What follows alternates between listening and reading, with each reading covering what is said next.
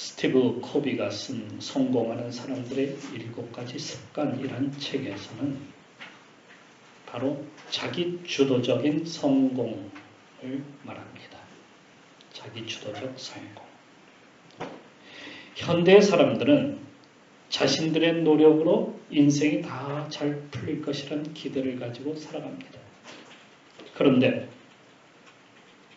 누구든지 다 열심히 살고 누구든지 다 노력하면서 삽니다. 노력하지 않는 사람은 별로 없어요. 다 열심히 살려고 하죠. 나름대로 자기 나름대로 열심히 살며 노력하며 살지만 그러나 모두가 열매를 다 맺는 것이 아니라는 것.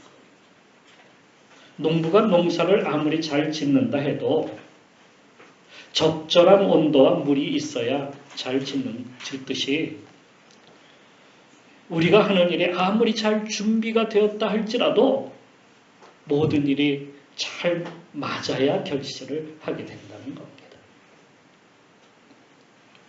앞으로의 시대는 자동차도 내연기관이 아닌 전기 자동차 시대가, 그러니까 전기차 시대가 온다고 합니다. 요즘 전기 자동차가 불이 자주 나가지고 야 그거 되겠냐? 라고 하겠지만 이미 대세는 그쪽으로 기우는 거예요. 그건 개선만 하면 되는 거예요. 대세는 이미 전기차 시대로 향하여 가고 있습니다. 2030년이 되면 유럽이나 미국에서는 내연기관차를 갖다가 살 수가 없어요. 전부 전기차를 사야 돼요. 그런데 이미 전기차는 1880년대에 세상에 나왔어요. 자동차가 그 전기 자동차가 나와가지고 운행을 갖다가 하기도 했어요. 그래서 에디슨도 전기 자동차를 만들어야 되겠다 해서 전기 자동차를 만들었어요. 당시에 니켈, 철을 갖다가 만든 그 배터리를 이용해가지고 오늘날과 손색이 없는 그런 배터리를 차에다가 장착을 했습니다. 그런데 왜 사람들은 전기차를 타지 않냐고 내연기관 자동차를 타게 된 것일까요? 실용화 단계에서 이 전기 자동차는 너무 비쌌어요. 너무 비쌌어요. 그리고 좀 날씨가 추워지면 당시로서는 이 전기 자동차가 효율이 떨어지기 시작해요. 거기다가 포드 자동차라고 하는 회사가 자동화 과정을 갖다가 이렇게 해가지고 자동차를 갖다가 막 찍어내면서 싼 가격으로 자동차가 막 세상에 보급되기 시작했어요.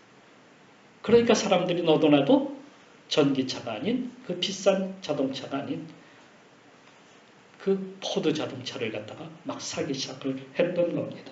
이렇게 해서 내연기관 자동차가 세상을 덮게 된 것이죠. 현재 그 자동차를 가장 잘 파는 회사는 도요타입니다. 일본 회사 도요타. 이 도요타는 처음에는 방직회사였어요. 도요타라는 젊은이가 방직회사를 세우고 이름을 도요타라고 이렇게 지었죠. 그래서 자동으로 실을 갖다가 뽑아내는 그러한 사업에 그가 성공을 했어요. 하루는 그가 선진 미국을 시찰하게 되었는데 마지막 날 미국의 자동차 회사 포드를 갖다가 방문하게 됩니다. 두꺼운 철판 하나가 자동 그 컨베이어 시스템에 들어가더니 한 80시간 만에 자동차 한 대가 그냥 뚝딱 나오는 겁니다. 이야, 이런 기술이 있다니 놀라지 않을 수가 없었어요. 그래서 그가 자기 일본으로 돌아와서 야, 이거 우리 회사를 갖다가 이렇게 값비싼 자동차를 만드는 회사로 만들자 해가지고 방직회사를 접고 자동차 회사로다가 이름을 바꿨어요. 그래서 도요타라고 하는 자동차 회사가 되었죠. 하지만 그럭저럭 손재주는 있어가지고 엔진은 어떻게 만들어냈어요. 그런데 자동차의 겉을 갖다가 뭐 아무렇게나 그냥 막 만들어낼 수는 없었어요.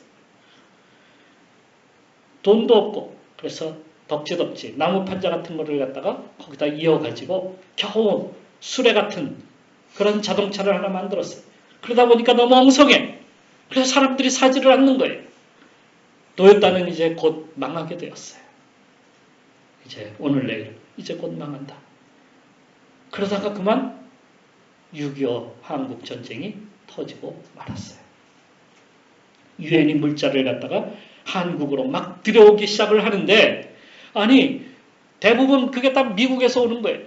미국에서 여기 한국이라는 그런 나라로 이렇게 물자를 보내려면 너무 시간이 오래 걸리는 거예요. 그래가지고 야 이거 어떻게 가까운 곳에 군수물자 공장을 갖다가 세워야 되겠다. 그렇게 하다가 보니까 일본에 무슨 도요타라고 하는 자동차 회사가 있단다. 그래서 도요타에게 가가지고 거기에다가 그들을 미군의 군용 트럭 공식 군수 납품업체로다가 도요타를 선정하고 말았어요. 날개를 달아준 거예요. 도요타는 곧 망할 회사인데 없어질 회사였는데 날개를 달아줬어요. 6.25 전쟁이 없었다면 그러니까 오늘날에 도요타가 있을 수 있었을까? 많은 열매를 거두는 밭은 돌밭도 길가도 또 가시덤불도 아닙니다. 씨가 떨어질 때에 그걸 잘 받을 수 있는 일궈진 좋은 밭이 있어야 되는 거예요. 그 토양이 돼야 돼. 토양이 형성이 돼야 돼. 그렇지 않으면 열매를 맺을 수가 없는 거예요. 길가에 떨어진 것에 열매가 맺혀지지를 않아요. 자라지를 못해요. 돌밭에서도 마찬가지. 가시덤불 속에서 떨어진 씨도 자라다가 기운에 막혀가지고 자라지를 못해요. 그걸 받을 만한 땅이 있어야 돼요. 토양이 돼야 돼요. 그래야 많은 결실을 하게 되는 겁니다. 그러니까 많은 열매를 거두기 위해서는 밭의 조건이 좋아야 된다는 거예요. 적절한 수분과 땅의 토질과 그리고 햇빛이 또 적절하게 또 비춰줘야 되죠. 아무리 좋은 땅이라 할지라도 비가 내리지 않냐고 해가 내리쬐지 않으면은 그럼 결실할 수가 없어요. 그러니까 사람이 아무리 좋은 조건을 갖춰갖고 노력을 한다 할지라도 그게 맞지 아니하면 모든 것이 다 맞지 아니하면 결실이 되지를 않는다는 겁니다. 그걸 누가 주시냐? 하나님이 주시는 거예요. 하나님이 해를 주시고 비를 주셔야 농사도 잘 되는 것 아니겠습니까? 아무리 좋은 땅이면 뭐랍니까? 과거 이스라엘 땅에 3년 동안이나 비가 내리지 않은 때가 있었어요. 북이스라엘의 아합 왕 때였습니다. 아합은 솔로몬 때의 영광을 재현하여서 부자가 되고 싶은 마음이 있었어요. 그래서 무역으로 그 부자가 된 나라 페니키아, 성경에는 두로와 시돈, 도시국가예요. 페니키아.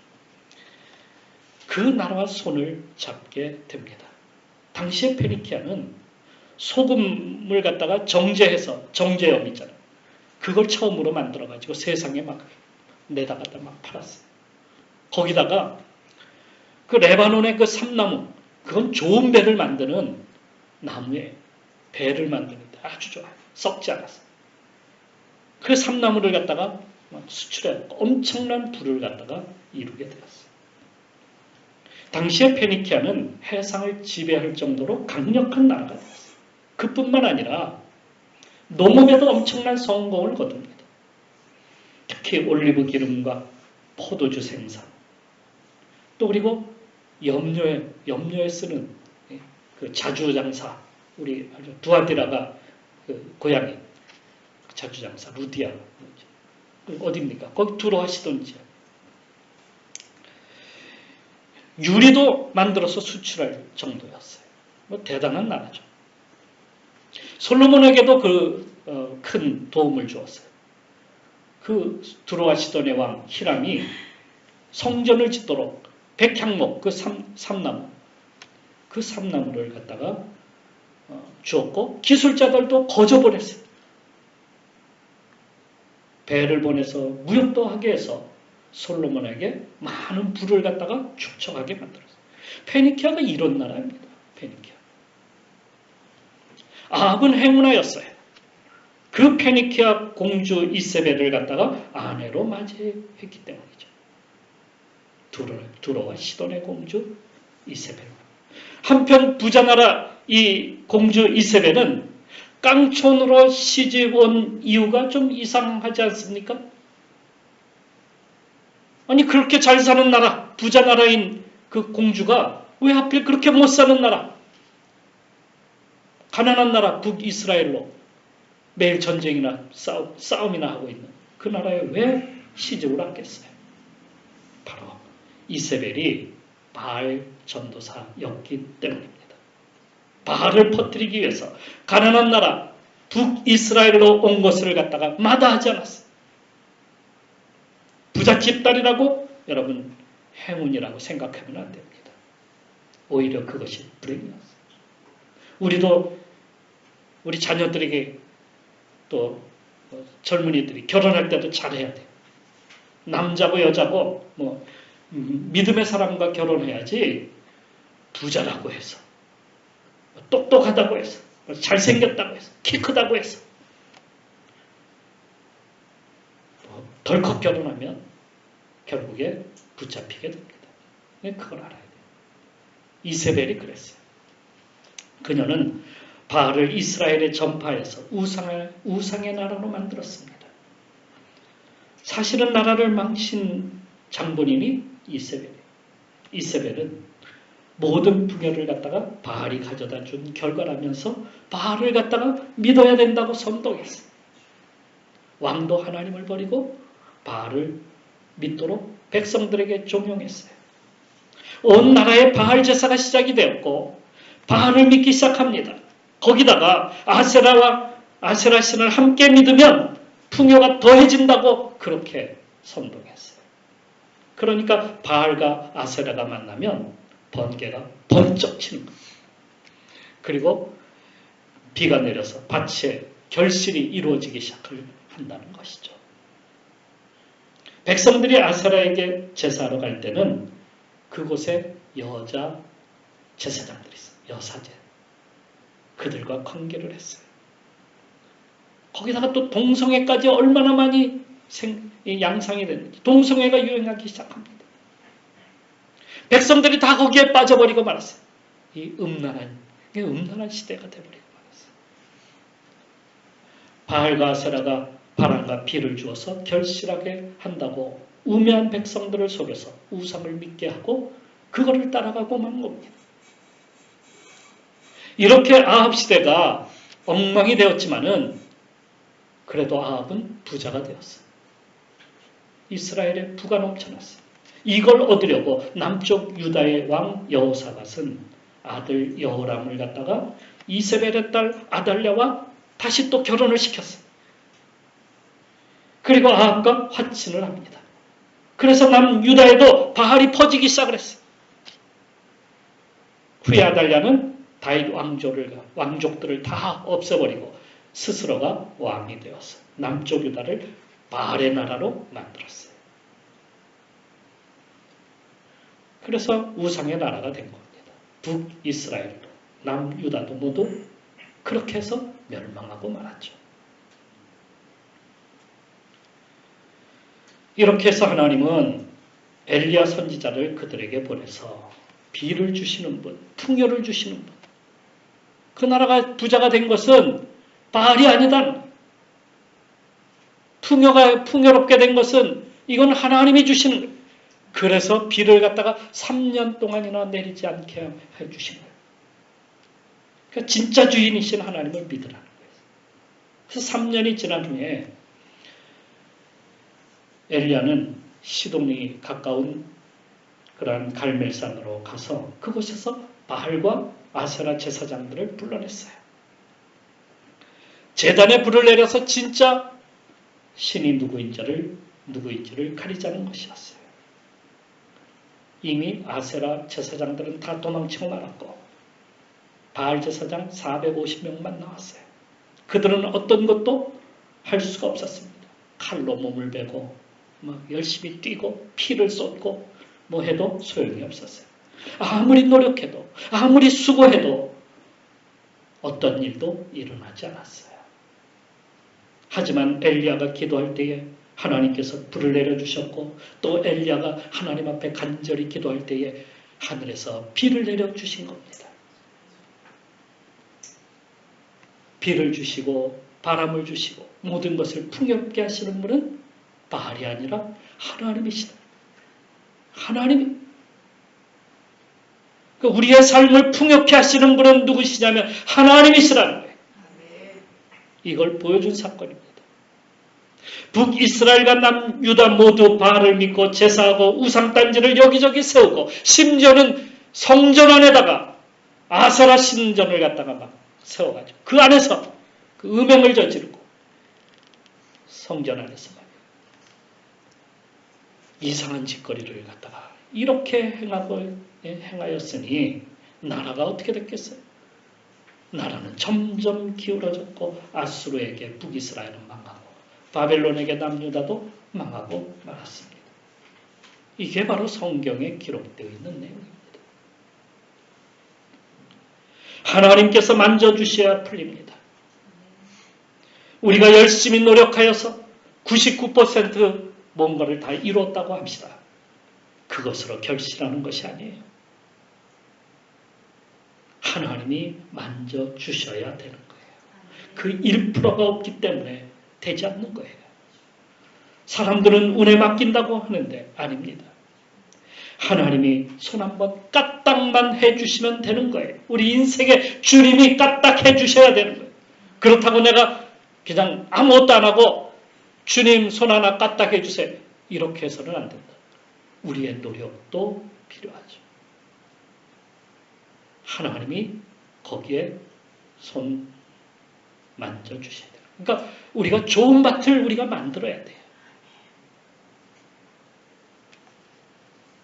IQ가 우리가 높다고 해서 결실하는 것이 아닙니다. 가방끈이 우리가 많다고 해서 길다고 해가지고 우리가 결실하는 것이 아니에요. 우리가 권세가 높다고 해서 무슨 결실이 되는 것이 아닙니다. 이게 제 말이 아니라 말라기서에 그렇게 쓰고 있어요. 내가 너희를 위하여 메뚜기를 금하여 너희 토지 소산을 먹어 없애지 못하게 하며 너희 밭에 포도나무 열매가 기한전에 떨어지지 않게 하리니 너희 땅이 아름다워지므로 모든 이방인들이 너희를 복되다 하리라. 하나님이 역사하셔야 된다는 거예요. 하나님이 태풍 부는 것을 갖다가 다른 쪽으로 돌리게도 하시고 뭐 지진이나 자연재해가 일어나는 것들을 하나님께서 막아주시기도 하고 우리의 그 모든 환경들을 갖다가 열매가 맺혀지도록 그렇게 만들어 주시는 분은 하나님이 해주신다는 거예요. 그러니까 우리의 삶이 풀리지 않고 막히는 것, 우리가 풍요롭게 살지 못하는 이유는 하나님을 믿고 따라야 되는데 하나님을 저버렸기 때문이라는 말씀이에요. 우리가 하나님을 믿고 그분을 의지하면 하나님께서 우리 삶에 오는 방해 요소들을 막아주시는 겁니다. 열매가 필요한 요소들을 하나님께서 그렇게 제공해 주십니다.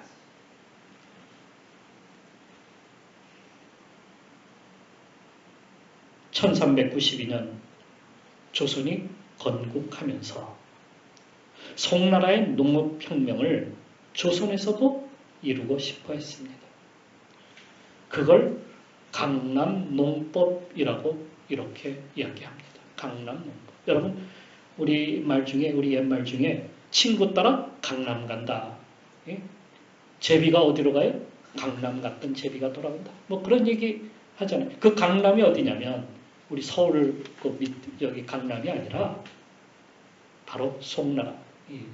그러니까 양쯔강 이남 거기를 갖다가 강남이라고 이렇게 부릅니다. 거기에서 그 이룬 농법을 강남농법이라고 이렇게 부릅니다.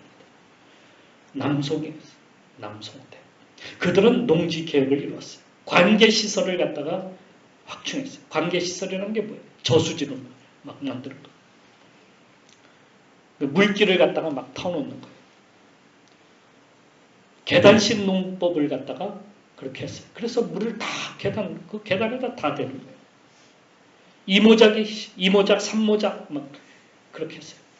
벼에 심은 곳에 밀도 심고 보리도 심고 그런 일들. 그리고 벼 품종을 갖다가 개발했어요. 20가지 이상의 벼 품종이 있었다 그래요. 거기다가 모내기까지. 여러분 모내기 오늘날 우리 모내기 할 때 어떻게 합니까? 이양 기술이잖아요. 모내기를 모판에다가 해가지고 그거를 갖다 심잖아요. 그 기술을 언제서부터 했느냐? 이 송나라 때부터 했어요. 또 농기구를 갖다가 개발해서 아주 쉽게 땅을 갖다가 이렇게 팔 수 있는 그러한 기술을 그들이 했어요. 그러니까 농업혁명을 이루어서 이 나라는 세상에서 가장 잘 사는 나라가 됐어요. 그러니까 오늘날의 농법이 그때 다 만들어진 거예요. 그만큼 강남 농법은 고도의 정밀성을 요구하는 일이었어요. 모든 사람들이 다 달라붙어서 그 일을 해야만 했어요. 그런데 우리 강남 농법을 받기도 전에 우리는 먼저 무엇을 받았냐면 당시에 그곳에 유행했던 유교의 주자 성리학을 먼저 받아들였어요. 그리고 조선에서는 농법이 아니라 유교, 조상제사 이런 것에 더 관심을 썼어요. 그러니까 조상이 모든 것을 다 가져다 준다고 그렇게 믿었어요.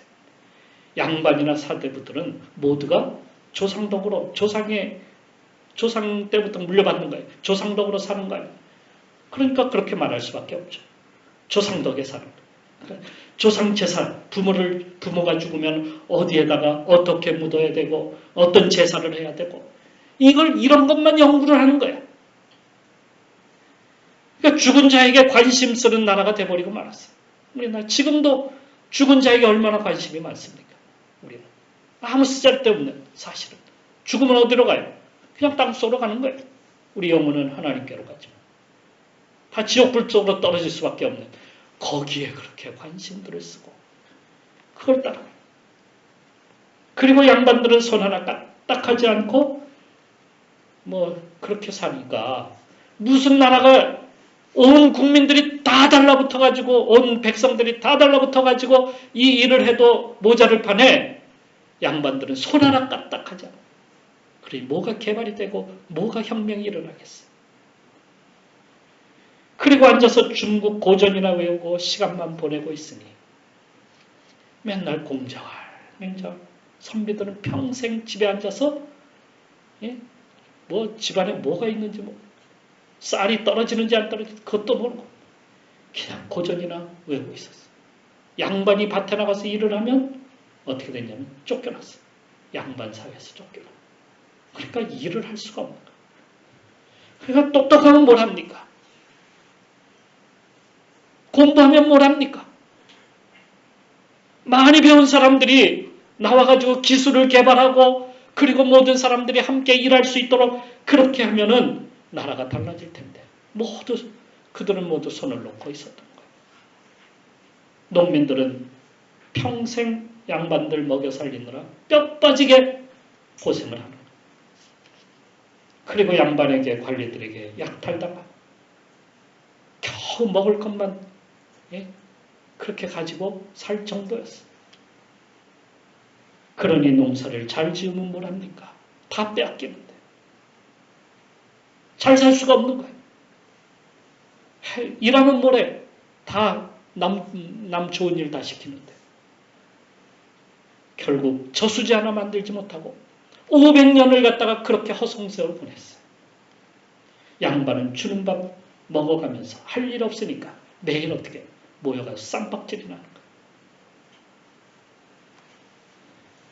그러다가 메이지 유신으로 농업혁명, 기술혁명에 성공한 일본에게 먹히고 만 겁니다. 일본이 잘해서가 아니라 우리가 너무 못한 거예요. 불행한 인생을 산 거예요. 맨날 뭐 조상덕에 산다고 그것만 바라보다가 이렇게 망한 거예요. 오늘날 우리는 5,000년 역사 이래 가장 풍요로운 삶을 누리고 있습니다. 굶어 죽는 사람이 없잖아요. 우리도 삶이 풀리기 시작한 겁니다. 우리가 이렇게 된 것은 우리의 밭을 잘 읽었기 때문이에요. 거기다가 씨앗을 잘 받았어요. 어떤 씨앗을? 복음의 씨를 잘 받은 거예요.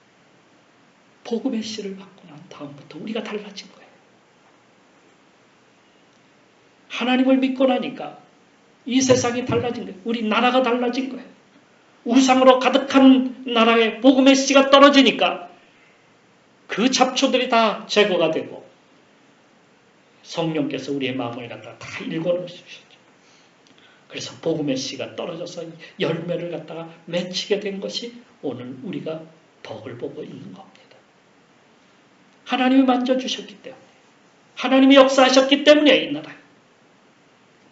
그러기에 인생이 잘 풀리려면 말씀에서와 같이 땅을 읽어서 좋은 땅이 되어야만 합니다. 말씀을 받을 만한 그 밭이 되어야 되죠. 길가나 돌밭이나 가시덤불처럼 되면 방해가 되어서 결실할 수가 없습니다. 내 속에 어둠과 부정한 것들을 갖다가 몰아내고 말씀의 씨가 떨어지도록 우리의 마음의 문을 열어놓아야 돼요. 그래서 그 마음의 문을 열기 위해서는 성령의 도움이 필요하죠. 성령님께서 우리 속에 오셔서 내 더러운 그 죄악들과 그 썩어빠진 그런 옛 생활, 옛 삶을 갖다가 다 없애버리도록 우리가 주님께 간구하고 그렇게 쫓아가야 된다는 말씀이에요. 어떤 사람은 그 자리에 우상과 탐욕과 물질과 은통함이 가득하기에 열매가 없습니다.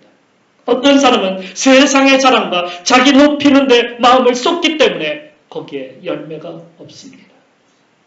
어떤 사람은 세상의 쾌락과 향락에 빠져서 말씀이 들어갈 자리가 없는 겁니다. 그게 바로 길가요. 그게 바로 돌밭이요. 그게 바로 가시덤불이라는 거예요. 이 모든 것을 걷어내고 거룩한 밭으로 부어서 담을 만한 그릇이 될 때에 채워짐이 시작이 되는 겁니다.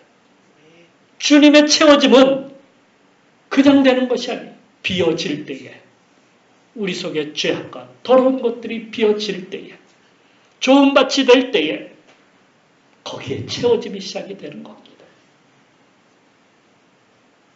그때 열리기 시작하는 거죠. 디모데후서 2장 21절 말씀에 그러므로 누구든지 이런 것에서 자기를 깨끗하게 하면 귀히 쓰는 그릇이 되어 거룩하고 주인의 쓰심에 합당하여 모든 선한 일에 준비함이 되리라. 그때 채워지기 시작하는 겁니다. 그때 열려지기 시작하는 겁니다. 그때 풀리기 시작하는 겁니다. 여러분 인생이 주님의 은혜로 잘 풀려지는 인생 되시기를 주님의 이름으로 축원합니다. 기도하겠습니다. 우리 인생이 풀리려면 주님께로 돌아가야 합니다. 우리 욕심과 악함과 정욕을 위해 살았던 나쁜 밭을 읽어서 깨끗하게 만들고 주님께서 쓰실 만한 깨끗한 그리스도로 예비가 될 때에 채워짐이 시작이 되는 거죠. 그것이 풀리는 인생입니다. 너희가 서로 거짓말을 하지 말라. 옛사람과 그 행위를 벗어버리고 새 사람을 입었으니 이는 자기를 창조하신 이의 형상을 따라 지식에까지 새롭게 하심을 입은 자니라. 이렇게 될 때에 열매가 맺혀질 조건이 다 되는 겁니다. 여러분 인생에 100배 이상의 결실이 넘쳐나야 되지 않겠습니까? 100배가 아닌 1000배, 10,000배 이상도 맺혀져야 되지 않겠습니까? 그것을 풀기 위해서는 주님께로 나아가서 기도하며 구하며 갈급한 심령으로 서야 하겠습니다. 이 시간 주여 나의 인생도 주님 열리게 하옵소서. 풀려지게 하옵소서. 기도하며 주님 앞으로 나갑시다. 기도하겠습니다.